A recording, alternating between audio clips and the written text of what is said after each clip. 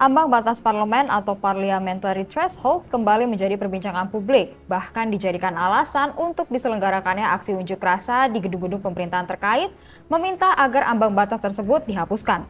Lalu apa sih ambang batas parlemen tersebut? Dan apa akibatnya jika ambang batas tersebut dihapuskan? Ambang batas parlemen adalah ambang batas perolehan suara minimal partai politik dalam pemilihan umum untuk diikutkan dalam penentuan perolehan kursi di Dewan Perwakilan Rakyat dan Dewan Perwakilan Rakyat Daerah. Hanta Yuda mengatakan dalam logika politik pemerintahan bukan jumlah partai politik peserta pemilu yang perlu dibatasi, namun jumlah ideal kekuatan partai politik yang perlu diberdayakan. Alasan diadakannya ambang batas tersebut untuk mencegah kelompok-kelompok kecil dan radikal dalam parlemen, serta membantu terbentuknya pemerintahan dengan parlemen yang stabil.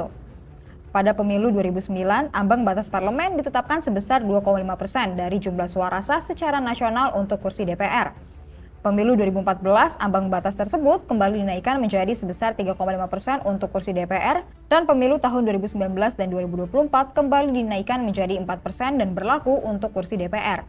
Hal ini membuat beberapa partai politik menggugat kebijakan tersebut dan meminta ambang batas parlemen dibuat menjadi 0% atau dihapuskan.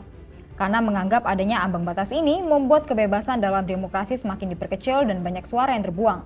Maka, Mahkamah Konstitusi pada sidang pleno pembacaan putusan nomor 116/PUU-21/2023 memutuskan bahwa ketentuan ambang batas parlemen sebesar 4% tidak berlaku di pemilu tahun 2029. Dilansir dari Jurnal Universitas Airlangga, Fakultas Ilmu Sosial dan Politik, jika parliamentary threshold ini dihapuskan, maka akan memunculkan banyak kandidat alternatif dan polarisasi pemilih terhadap calon legislatif cenderung bersifat fleksibel, abstrak, bahkan tidak berorientasi. Namun memberikan ruang demokrasi yang sangat besar bagi pemilih. Dengan tidak berlakunya lagi parliamentary threshold ini, maka siapakah pihak yang akan diuntungkan nanti?